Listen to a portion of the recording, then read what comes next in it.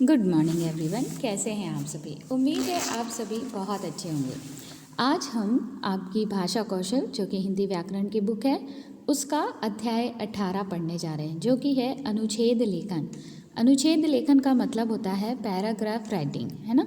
तो paragraph writing कैसे लिखना चाहिए, उसमें क्या क्या बातों को ध्यान में रखना चाहिए, यहाँ पर हमें वो बताया गया है। ठीक है, तो आपकी एग्ज़ाम में आ सकता है कोई आपको एक टॉपिक दे दिया जाएगा और उस पर कहा जाएगा कि आप 15 से 20 वाक्य लिखिए या लगभग 50 शब्दों का एक पैराग्राफ बनाइए, है ना।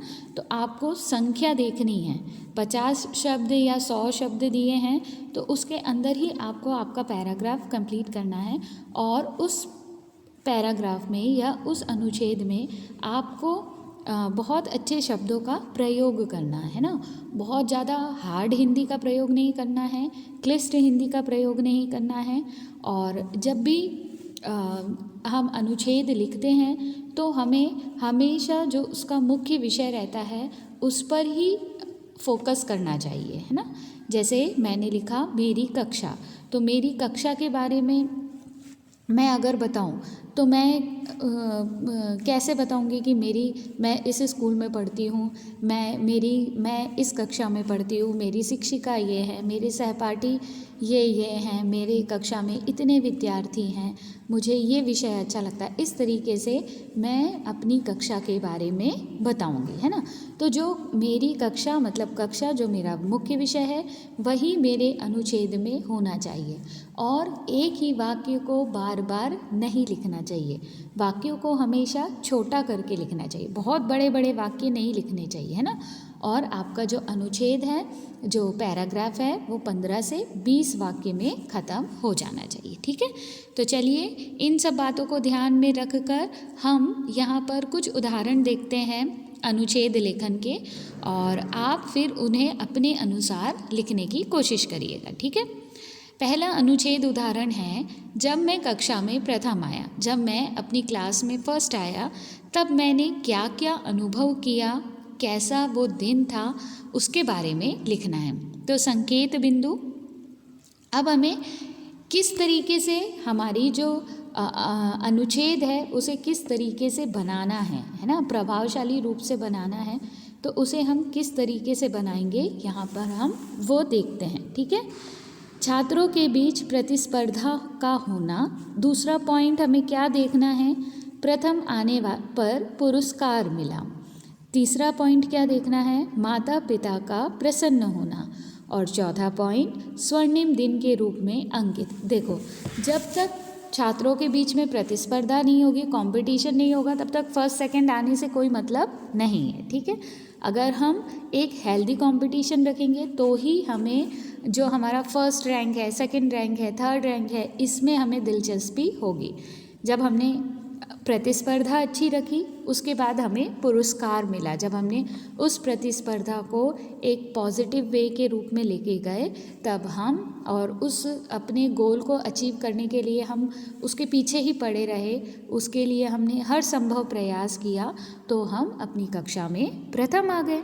जब मैं अपनी कक्षा में प्रथम आ गई तो मेरे प्रथम आने से ना सिर्फ मुझे बहुत अधिक प्रसन्नता हुई बल्कि मेरे माता पिता को भी बहुत अधिक खुशी हुई, है ना। और जिस दिन मुझे वो पुरस्कार मिला वो दिन मेरे जीवन का एक स्वर्णिम दिन हुआ, मतलब मैंने एक जीत को हासिल की और वो दिन मेरी लाइफ के लिए बहुत इम्पॉर्टेंट दिन था। ठीक है, तो हम इन बिंदुओं को ध्यान में रखकर अपना अनुच्छेद बनाएंगे, अपना पैराग्राफ बनाएंगे। ठीक है, चलिए हम देखते हैं।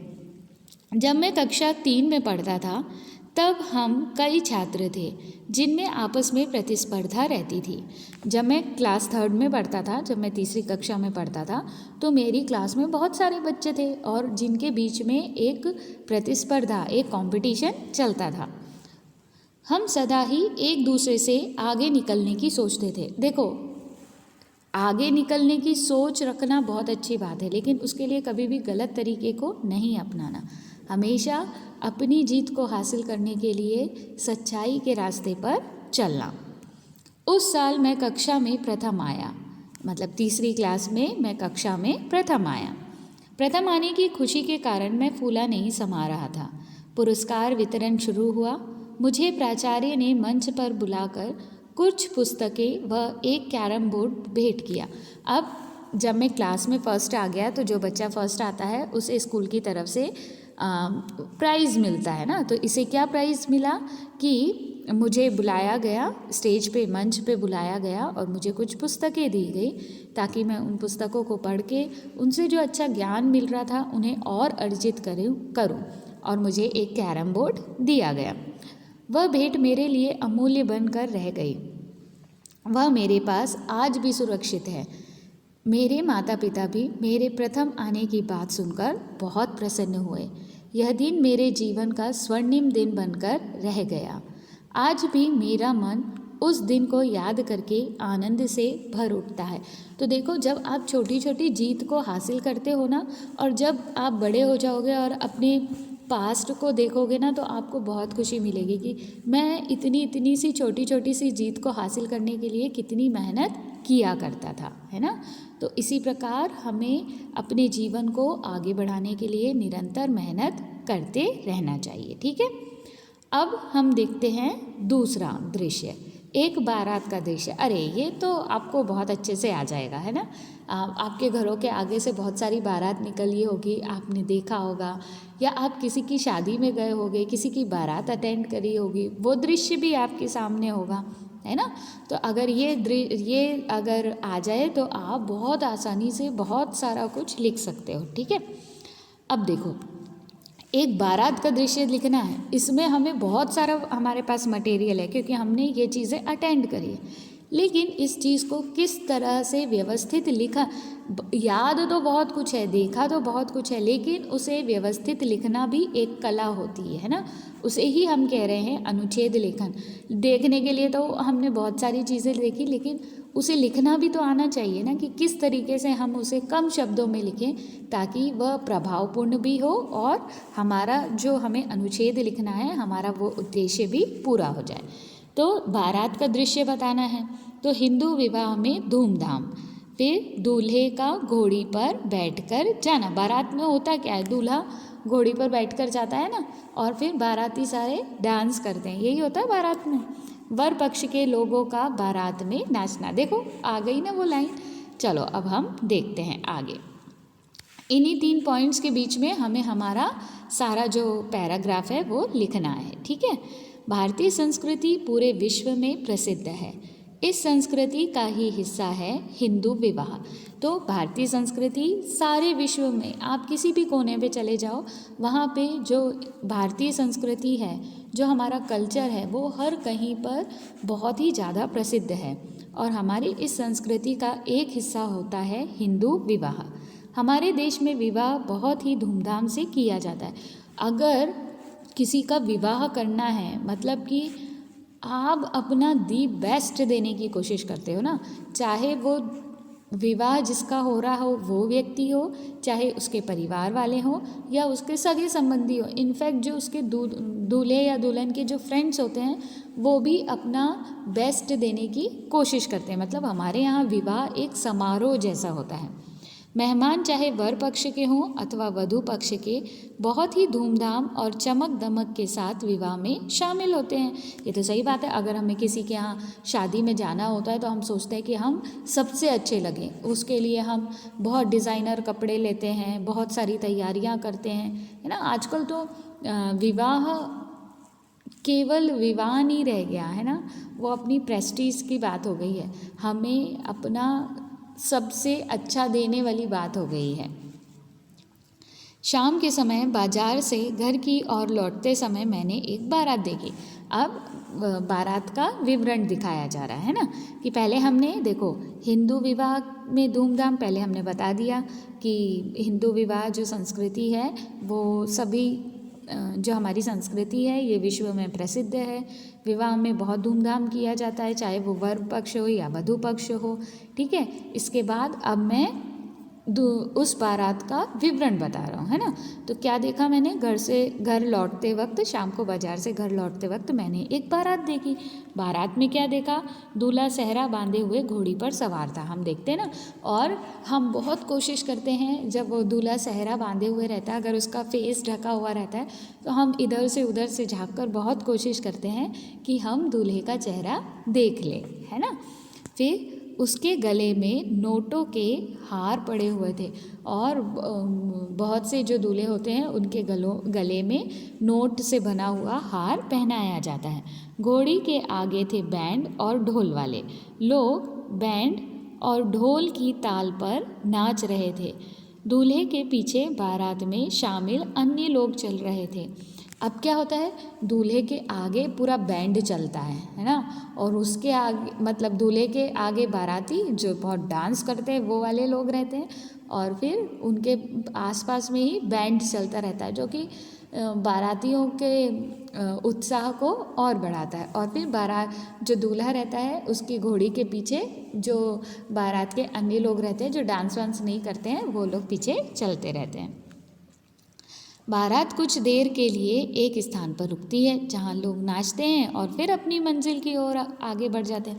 तो ऐसा ही तो होता है ना बारात में, जब हम बारात में जाते हैं तो 2 सेकंड के लिए बारात रुक जाती है, फिर वहाँ पे सब एक साथ होकर डांस करते हैं और फिर बारात आगे बढ़ जाती है। मैंने बाजार में रुक रुक कर थोड़ा समय बारात देखने में व्यतीत किया और उसके बाद घर आ गया। और कभी कभी ऐसा होता है कि हमको वो बारात इतनी अच्छी लगती है कि हम थोड़ी देर रुक के उस बारात का जो आनंद रहता है उसे लेने की कोशिश करते हैं ना। तो आपने भी ज़रूर ये बारात, हर किसी ने देखी होगी, अटेंड करी होगी, देखी होगी, है ना। तो अगर ये टॉपिक आ जाए तो आप बहुत अच्छे से लिख सकते हो। अब आता है तीसरा टॉपिक, परोपकार। परोपकार का मतलब क्या होता है? परोपकार का मतलब होता है दूसरों के लिए अच्छा कार्य करना या दूसरों के लिए उपकार करना, है ना। तो पहले हमें क्या बताना पड़ेगा? परोपकार का अर्थ।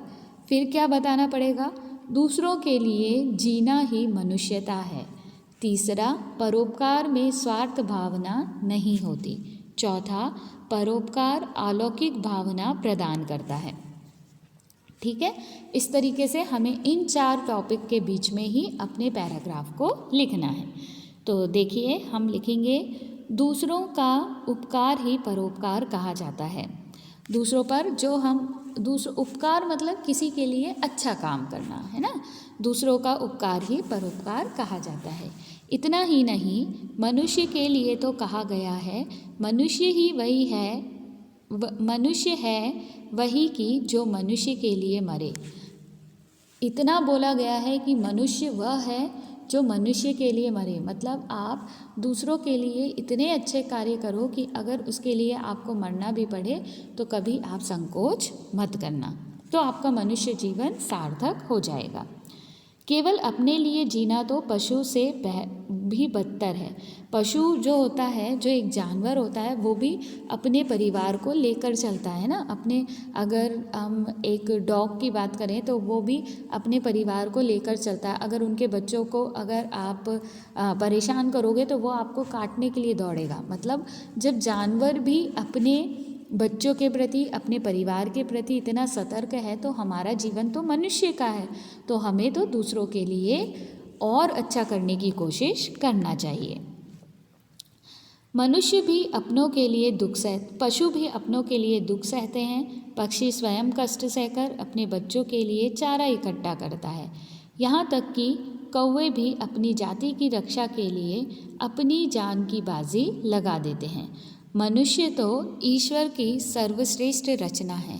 मनुष्य का जीवन तो परोपकार के लिए ही है।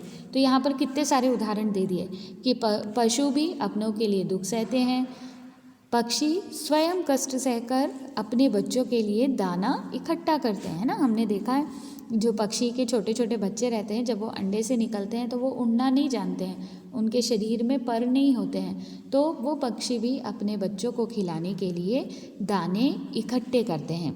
यहाँ तक कि कौवा भी अपनी जाति को बचाने के लिए बहुत संघर्ष करता है, तब जाके कौवे का एक बच्चा बड़ा हो पाता है। तो ये सोचो, जब ये जो पशु पक्षी हैं ये अपने परिवार के लिए, अपनी जाति के लिए इतना एकजुट होकर रहते हैं, तो हम तो ईश्वर की बनाई हुई सबसे सुंदर कृति हैं। ईश्वर ने हमें उनके समान ही बनाया है। तो हमारा जीवन क्या होना चाहिए? हमारा जीवन ये होना चाहिए कि ना सिर्फ हम अपने बारे में सोचें, बल्कि हम दूसरों के लिए अच्छा काम करें। हमें परोपकार की शिक्षा प्रकृति से लेनी चाहिए। प्रकृति का संपूर्ण अस्तित्व दूसरों के लिए ही होता है। परोपकार निस्वार्थ भाव से किया जाता है।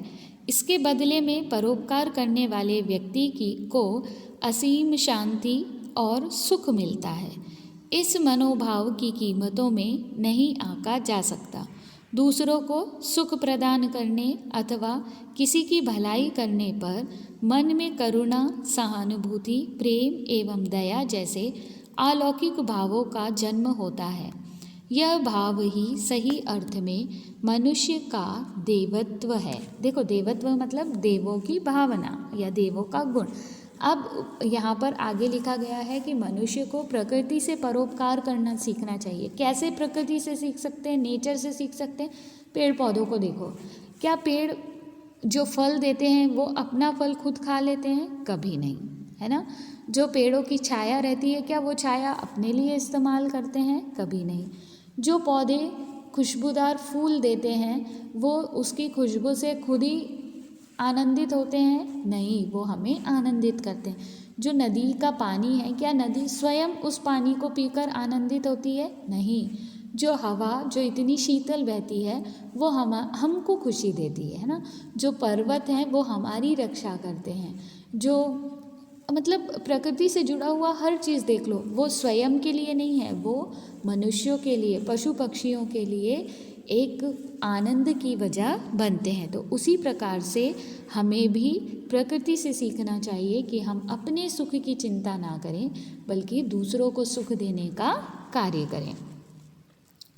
इन भावों के आलोक से मन में एक ऐसी दिव्य अनुभूति होती है जो अपने पराये के बंधन से मुक्त करके मानव की आत्मा को विशालता प्रदान करती है। और जब हम दूसरों के लिए कोई अच्छा कार्य करते हैं ना, तो हमारे मन में बहुत शांति होती है।